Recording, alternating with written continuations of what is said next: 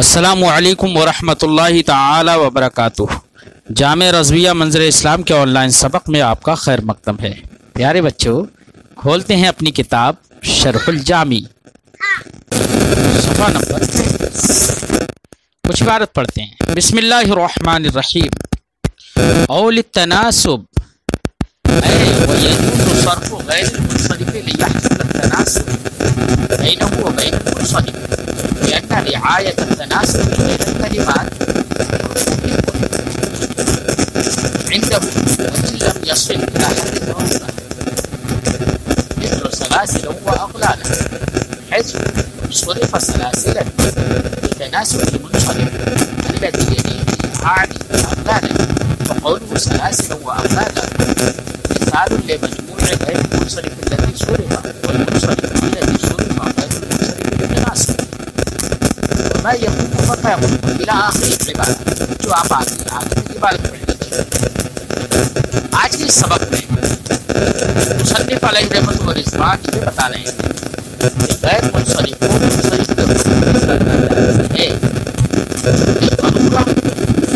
ضرورت کی بنا پر، یعنی ضرورت شعری ہو یا رعایت قافیہ کی ضرورت ہو، تو ضرورت کی بنا پر کرنا جائز ہے۔ اول التناسب یا تناسب کی بنا پر، یعنی کہیں پر غیر منصرف ہے اور اس کے ساتھ میں منصرف ملا ہوا ہے، تو منصرف کی مناسبت پیدا کرنے کے لیے، دونوں کے درمیان تناسب قائم کر رکھنے کے لیے غیر منصرف کو منصرف کرنا جائز ہے۔ منصرف کرنا جائز ہے یعنی منصرف کے حکم میں کرنا جائز ہے۔ اب آپ کہیں گے کہ تناسب پیدا کرنا تو کوئی بہت امر ضروری تو ہے نہیں، تو اس کی بنا پر غیر منصرف کو منصرف کرنا یا منصرف کے حکم میں کرنا یہ کیسے درست ہو جائے؟ تو اس کا جواب بھی صاحب شرح جامی نے دیا ہے۔ فرماتے ہیں کہ تناسب یا رعایت تناسب کلمات کے درمیان یہ بھی اہل عرب کے نزدیک ایک امر اہم ہے، لہذا امر اہم اگرچہ وہ حد ضرورت کو نہیں پہنچتا، لیکن امر اہم ہونے کی وجہ سے غیر منصرف کو منصرف کے حکم میں کر دینا تناسب پیدا کرنے کے لیے کلمات کے درمیان یہ بھی جائز ہے، امر اہم ہونے کے پیش نظر، جس کو صاحب کتاب نے اپنے لفظ میں فرمایا۔ اول التناسب اے ویجوز صرف غیر المنصرف یحصل التناسب بینہ وبین المنصرف، یعنی غیر منصرف کو منصرف کر دینا یا منصرف کے حکم میں کر دینا جائز ہے تاکہ غیر منصرف اور منصرف کے درمیان تناسب حاصل ہو جائے۔ کیوں؟ لأن رعایت التناسب بین الکلمات، کیونکہ تناسب کی رعایت کلمات کے درمیان امر مہم عندہم، اہل عرب کے نزدیک ایک اہم امر ہے۔ وَإِن لَمْ يَصِلْ إِلَى حَدِّ ضرورہ، اگرچہ وہ ضرورت کی حد تک نہیں پہنچتا ہے۔ مثال اس کی سلاسل و اغلالا، سلاسل یہ سلسلہ کی جمع ہے، زنجیر کے معنی میں، اغلال یہ غلن کی جمع ہے، توق کے معنی میں۔ سلاسل و اغلالا، تو دیکھیے سلاسل جمع ہے نا مفاعل کے وزن پر، اکالب کے وزن پر، تو غیر جمع منتہی الجموع ہے، اس لیے غیر منصرف ہے، اور اغلالن یہ منصرف ہے افعال کے وزن پر۔ لیکن قرآن پاک کے اندر ان دونوں کلموں کے درمیان جو یہ غیر منصرف ہے اور ایک منصرف ہے، دونوں جمع ہیں یہاں پر اس مثال میں۔ سلاسلن ایسا غیر منصرف ہے جس کو منصرف کی رعایت کے لیے، منصرف کے ساتھ تناسب کے لیے منصرف بنا دیا گیا، اور اغلالن یہ وہ منصرف ہے جس کے تناسب کے خاطر سلاسلن کو منصرف بنایا گیا ہے۔ تو دونوں کے مجموع کی مثال ہے یہاں۔ تو سلاسل و اغلالن، تو یہاں سلاسل کو منصرف کر دیا، سلاسلوں دے تنوین آئی نا، سلاسلن تنوین ہے، سلاسلوں و اغلالا، تو منصرف کو غیر منصرف کو منصرف کے حکم میں یہاں پر کر دیا۔ کیوں؟ تاکہ اغلالن جو کہ منصرف ہے اس پر تنوین ہے تو تناسب پیدا ہو جائے دونوں کے درمیان۔ فرماتے ہیں حیث و صرف سلاسلن، یہاں پر سلاسلن کو منصرف کر دیا گیا ہے، لتناسب المنصرف الذی یلیہ، تاکہ اس منصرف سے مناسبت ہو جائے، تناسب ہو جائے، الذی یلیہ جو منصرف اس کے فوراً بعد ہے، وہ کون ہے؟ اعنی اغلالن، یعنی کہ اغلان، فقولہ تو مصنف کا کہنا سلاسل و اغلالن، مثال لمجموع غیر المنصرف، یہ مثال ہے لمجموع غیر المنصرف، غیر منصرف اور اس منصرف کے مجموع کی. کس کی مثال ہے؟ مثال لمجموع غیر المنصرف، یہ مثال ہے مجموع کی. کس کے مجموع کی؟ غیر منصرف، اس غیر منصرف کے مجموع کی. الذی صرف، جس کو منصرف کر دیا گیا ہو، والمنصرف، اور اس منصرف کی، یعنی غیر منصرف اور غیر منصرف جس کو منصرف کیا گیا، اور وہ منصرف الذی صرف غیر المنصرف لتناسبہ، جس کے تناسب کے خاطر غیر منصرف کو منصرف کیا گیا. دونوں کے مجموع کی مثال ہے یہ. آج یہاں تک مصنف علیہ رحمت و رضوان نے غیر منصرف کا حکم بیان کیا، اور اب آگے وما یقوم مقامہما سے یہ بیان کر رہے ہیں کہ چونکہ آپ نے ماقبل میں پڑھا تھا کہ اسباب منع صرف 9 ہیں، علل 9 کا بیان کیا مصنف نے ماقبل میں، لیکن ان علل 9 میں یہ نہیں بتایا. وہاں پر یہ تو کہا کہ 2 علتیں پائی جائیں یا ایک ایسی علت پائی جائے جو 2 کے قائم مقام ہو، تو وہاں پر اتنا تو کہہ دیا ایک علت ہو جو 2 کے قائم مقام ہو، لیکن یہ نہیں بتایا وہ کون سی علتیں ہیں علل 9 میں سے. اب یہاں پر مصنف علیہ رحمت و رضوان وہ علتیں بیان کر رہے ہیں علل 9 سے جو 2 علتوں کے قائم مقام ہو جاتی ہیں. فرماتے ہیں وما یقوم مقامہما، اور وہ 2 علتیں جو 2 کے قائم مقام ہوتی ہے، یعنی اکیلی ہی ہو کر 2 کے قائم مقام ہوتی ہے، وہ کون سی علتیں ہیں؟ فرمایا جمع منتہی الجموع. کیا فرمایا؟ الجمع و الف التانیث، ایک تو جمع منتہی الجموع اور دوسری تانیث کے دونوں الف.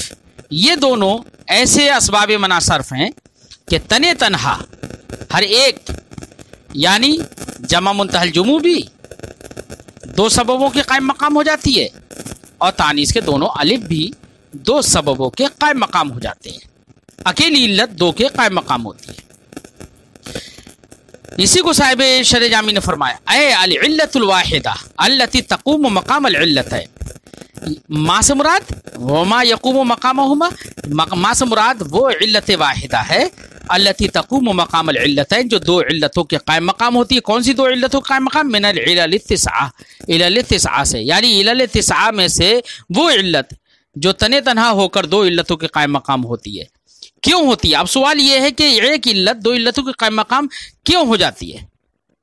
تو اس کی وجہ یہ ہے، صاحب شرح جامی فرماتے ہیں کیونکہ اس میں تکرار ہوتی ہے. کیا ہوتی ہے؟ تکرار ہوتی ہے. جیسے جمع منتہی الجموع ہے، اس کے اندر بھی تکرار ہو جاتی ہے. تانیث کے دونوں الف ہیں، اس میں بھی تکرار ہوتی ہے. تو تکرار ہونے کی بنا پر گویا کہ 2 مرتبہ وہ علت ہو گئی، مقرر ہو گئی وہ علت، اس لیے وہ تنے تنہا ہو کر بھی 2 علتوں کے قائم مقام ہو جاتی ہے. اسی کو صاحب شرح جامی نے فرمایا علل 9 میں سے وہ علت جو اکیلی ہو کر 2 کے قائم مقام ہوتی ہے. کیوں؟ علتان، وہ کتنی علت ہیں؟ 2 علت ہیں جو 2 کے قائم مقام ہوتی ہیں. مکررتان، اب وہ دونوں علتیں کیا ہوتی ہیں؟ ان میں تکرار ہوتی ہے. قامت کل واحدۃ منہما مقام العلتین، ان دونوں علتوں میں سے ہر ایک 2 علتوں کے قائم مقام ہوتی ہے. لتکرارہما، اپنے تکرار کی بنا پر، گویا کہ وہاں پر تکرار ہو گئی ہے. اب صاحب شرح جامی ایک اعتراض کا جواب دیتے ہیں احداہما سے. اعتراض یہ ہے کہ کوئی یہ کہہ سکتا ہے وما یقوم مقامہما، یہ مبتدا ہے پورا جملہ ملا کر، الجمع و الف التانیث یہ اس کی خبر ہے. جب الجمع و الف التانیث جب یہ خبر ہے تو ایسی صورت میں اس عبارت سے یا اسلوب بیان سے مصنف کی یہ سمجھ میں آ رہا ہے کہ 2 علتوں کے قائم مقام وہ جمع اور تانیث کے دونوں الف دونوں کا مجموعہ ہے. تو فرماتے ہیں یہ سمجھ میں آ رہا ہے، جب یہ خبر ہے تو یہ سمجھ میں آئے گا کہ جمع اور تانیث کے دونوں الف کا مجموعہ 2 علتوں کے قائم مقام ہوتا ہے، حالانکہ ایسا نہیں ہے. تو صاحب شرح جامی اس کا جواب دیتے ہیں کہ نہیں، الجمع و الف التانیث یہ دونوں یہ وما یقوم مقامہما کی خبر نہیں ہے، بلکہ یہاں پر عبارت مقدر ہے. اصل عبارت ہے وما یقوم مقامہما علتان، جیسے کہ اس سے پہلے ہی صاحب شرح جامی نے نکال کے دکھا دیا علتان، 2 علتیں. تو علتان یہ خبر ہے، وما یقوم مقامہما کی خبر مقدر ہے. پھر الجمع و الف التانیث یہ خبر ہے ایک مبتدا محذوف کی. اصل عبارت ہوگی احداہما الجمع، اس لیے احداہما صاحب شرح جامی نے نکالا تاکہ وہ اعتراض نہ پڑے. احداہما الجمع، ان دو علتوں میں سے ایک علت تو جمع ہے. کون سی جمع؟ ہر جمع ہے؟ نہیں، ہر جمع مراد نہیں ہے، کیونکہ ہر جمع غیر منصرف ہونے کا سبب نہیں بنتا. یہاں پر وہ جمع مراد ہے جو غیر منصرف ہونے کا سبب ہو. وہ کون سی جمع ہوتی ہے؟ البالغ الی صیغۃ منتہی الجموع، جو صیغہ منتہی الجموع کو پہنچی ہوئی ہو. صیغہ منتہی الجموع کو پہنچ گئی ہو. یعنی جمع منتہی الجموع نہیں ہونا ضروری نہیں ہے، منتہی الجموع کو نہیں پہنچے بلکہ صیغہ منتہی الجموع کو پہنچے. تو صیغہ بتا کر اس بات کی طرف اشارہ کر دیا کہ چاہے حقیقتاً اس کی چند جمع آئی ہوں یا حقیقتاً نہ آئی ہوں، بلکہ تعداد حروف اور سکنات کے اعتبار سے، حرکات و سکنات کے اعتبار سے وہ جمع منتہی الجموع کے وزن پر ہو گئی ہے. تو صیغے سے ہی لفظ صیغہ منتہی الجموع بول کر اس کی طرف اشارہ کر دیا، جس کی تفصیل آگے صاحب شرح جامی فرماتے ہیں کہ وہ جمعیت تکرار، جو تکرار کی بنا پر وہاں پر صیغہ منتہی الجموع پر ہے، تو وہ تکرار کی دو قسمیں کر دی. اسی لیے فرماتے ہیں کہ جب وہ علت مقرر ہوگی تو تکرار کی دو قسمیں ہیں. ایک تکرار حقیقتاً ہو بئی طور کہ لفظ کی جمع ایک بار آئے، پھر اس جمع کی جمع دوسری بار آ جائے تو تکرار حقیقتاً ہو گئی. جیسے کہ کلبن کی جمع اکلب ہے، پھر اکلب کی جمع اکالب ہے. تو اب یہاں پر کلبن کی جمع جو ہے اکالب، یہ جمع منتہی الجموع ہے، کم سے کم دو تو جمع ہیں ہی. ایسی نعام کی جمع انعم ہے، انعم کی جمع اناعیم ہے، تو یہاں پر بھی دو جمع ہو گئی. تو یہاں پر حقیقتاً تکرار ہے جمعیت میں یعنی یہاں پر تکرار حقیقتاً ہے. اور کبھی حقیقتاً تکرار نہیں ہوتی ہے، کبھی حکماً تکرار ہوتی ہے. بئی طور کہ جمع تو ایک ہی بار آئے لیکن وہ جمع منتہی الجموع کے وزن پر ہو جائے، اس کے صیغے پر ہو جائے، حرکات و سکنات اور تعداد حروف میں اس کے موافق ہو جائے. جیسے اس کی مثال جیسے مصابیح اور مساجد. تو مساجد یہ مسجد کی جمع ہے، ایک ہی بار جمع آئی ہے، لیکن یہاں پر تکرار حقیقتاً تو نہیں ہے، کیونکہ دو مرتبہ کم سے کم جمع آتی تو حقیقتاً تکرار ہو جاتی. لیکن یہاں پر حقیقتاً تکرار نہیں ہے بلکہ ایک ہی بار جمع ہے، مسجد کی جمع مساجد. لیکن مساجد مفاعل کے وزن پر یا اصاور کے وزن پر تو ہو گئی، جو کہ جمع منتہی الجموع ہے، تو صیغہ منتہی الجموع کو تو پہنچ گئی ہے. ایسے مصابیح یہ مصباح کی جمع ہے، اولاً ایک ہی جمع ہے، اگرچہ یہاں پر جمعیت میں تکرار حقیقتاً نہیں ہے لیکن حکماً اس بنا پر ہے کہ یہ اناعیم کے وزن پر ہے، اور اناعیم وہ صیغہ منتہی الجموع ہے، تو صیغہ منتہی الجموع کو یہ پہنچ گئی. اس لیے تکرار کی دو قسمیں ہیں، ایک تکرار حقیقی اور ایک تکرار حکمی، جس کو صاحب شرح جامی نے اپنے لفظوں میں بیان کیا. فَإِنَّهُ قَدْ تَكَرَّرَ فِيهِ الْجَمْعِيَّةُ حَقِيقَةً، کیونکہ جمع کے اندر جو غیر منصرف ہونے کا سبب ہے جو جمع، اس جمع میں کبھی جمعیت مقرر ہو جاتی ہے حقیقتاً، جیسے کہ اکالب اور اصاور اور اناعیم. اور حکماً اصاور یہ پہلے سوار مفرد تھا، اس کی جمع اسورا یا اسورا کی جمع اصاور آ گئی.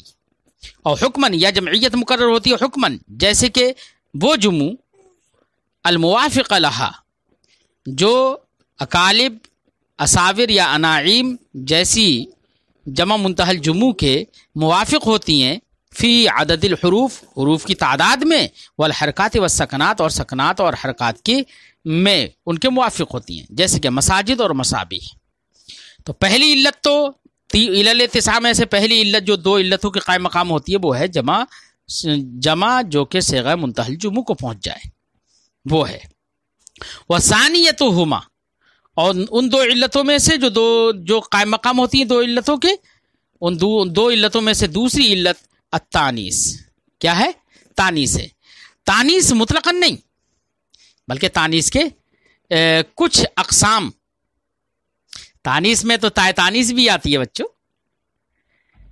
اور تانیث کے لیے اور بھی چیزیں آتی ہیں.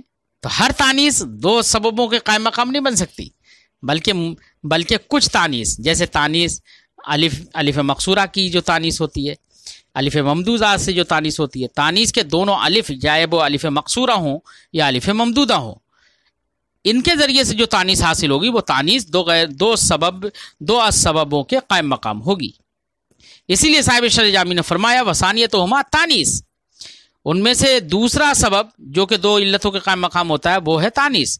लेकिन तानीस में कोई एतराज़ कर देता कि ताय तानीस की बिना पर कहाँ पर दो सबब कायम मकाम कहाँ होता है अगर ताय तानीस है कहीं, तो इसलिए साहिब शरह जामी ने फरमाया लाकिन ला मुतलकन, मुतलकन तानीस दो सबबों का कायम मकाम नहीं होती है, बल बादो अक़साम ही, बल्कि उसके कुछ अक़साम दो सबबों के कायम मकाम होते हैं।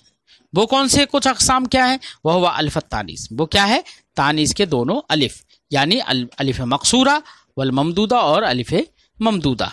अलिफ मकसूरा वो अलिफ कहलाता है कि जिसके बाद हमज़ा ना हो, और अलिफ ममदूदा वो अलिफ कहलाता है जिसके बाद हमज़ा हो। जैसे हुबला, हुबला ये अलिफ मकसूरा है, मूसा अलिफ मकसूरा है। अलिफ ममदूदा जैसे हमराउ, अलिफ मद के बाद हमज़ा है तो ये अलिफ ममदूदा कहलाता है। तो अलिफ मकसूरा भी दो सबबों के कायम मकाम होता है और अलिफ ममदूदा भी दो सबबों के कायम मकाम होता है। फरमाते हैं साहिब शरह जामी कुल्लु वाहिदतिन मिनहुमा, दोनों में से हर एक, तानीस के दोनों अलिफों में से हर एक अलिफ दो सबबों के कायम मकाम होता है। मिसाल का हुबला, जैसे कि हुबला व हमरा और हमरा। अब सवाल यह है कि तानीस के दोनों अलिफ दो सबबों के कायम मकाम कैसे हो जाते हैं, क्यों हो जाते हैं, उसकी वजह क्या है?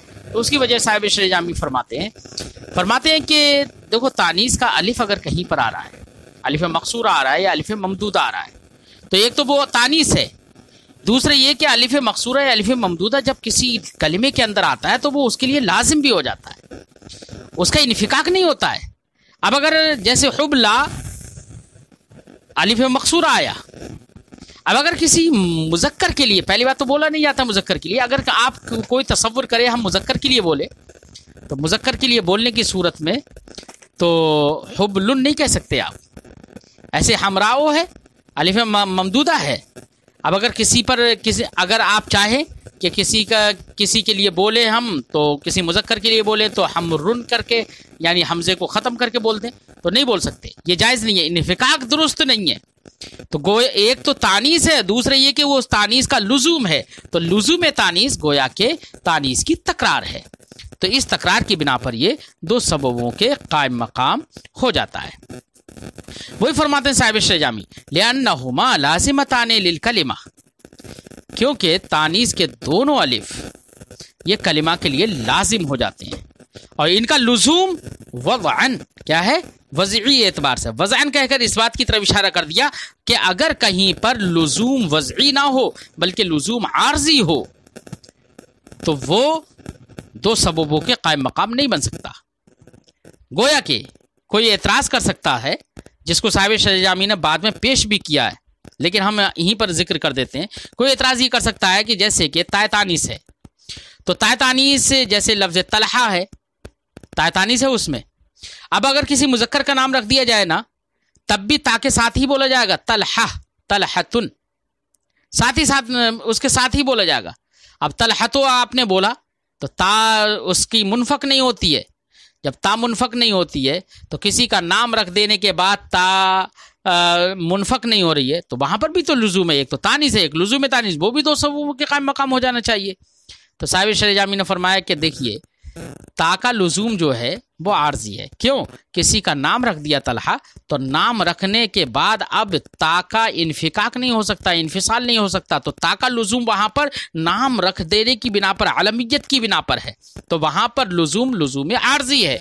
इसके बरखिलाफ रहा हुबला और हमराओ में जो अलिफ मकसूरा अलिफ ममदूदा है, इनका लुजूम वज़ई एतबार से है, और जिस शय का लुजूम आर्जी हो वो उस कुव्वत में नहीं हो सकता जिस कुव्वत में लुजूम वज़ई हो, लुजूम वज़ई की कुव्वत में नहीं हो सकता।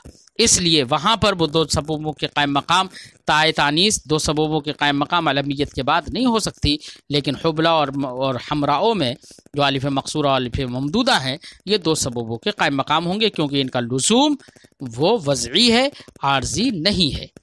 फरमाते हैं वज़अन ला तुफारिकानिहा, कलिमा को वज़ई तौर पर अलिफ मकसूरा अलिफ ममदूदा लाजिम है, वो कलिमे से कभी जुदा, बिल्कुल जुदा नहीं होते। फला युकाल, तो अब जब जुदा नहीं होते तो हुबला में हुबलुन नहीं कहेंगे, نہ ہی حمراؤ میں حمرن کہیں گے.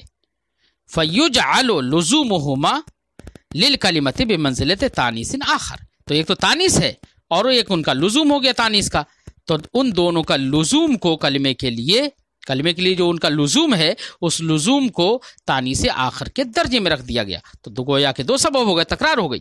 فصارت تانیث مکررا، تو اب اس لحاظ سے تانیث مکرر ہو گئی. برخلاف تاکہ، تو برخلاف تاکہ وہی اعتراض ہم نے ذکر کر دیا ہے پہلے، اسی کا جواب دے رہے ہیں. برخلاف تاکہ فإنها ليست لازمة للکلمہ بحسب اصل الوضع، کیونکہ تا وہ کلمہ کے لیے اصل وضع کے اعتبار سے لازم نہیں ہے. فإنها وضعت فارقة بین المذکر والمؤنث، کیونکہ تا مذکر اور مؤنث کے درمیان فرق پیدا کرنے کے لیے وضع کی گئی ہے. فلو عرض اللزوم بعارض، اگر کسی عارض کی بنا پر تائے تانیث کو لزوم عارض ہو جائے، جیسے کہ عالمیت کی بنا پر مثلا، لم یقوی قوت اللزوم الوضعی، تو وہ لزوم وضعی کی قوت کی طرح قوی نہیں ہوگی. یعنی وہ لزوم اتنا مضبوط نہیں ہوگا جیسے کہ لزوم وضعی مضبوط ہے. اس لیے وہ دو سببوں کے قائم مقام نہیں ہوگا، لیکن تانیث کے دونوں الف دو سببوں کے قائم مقام ہو جائیں گے. آج کی گفتگو بچوں یہیں پر ختم کرتے ہیں.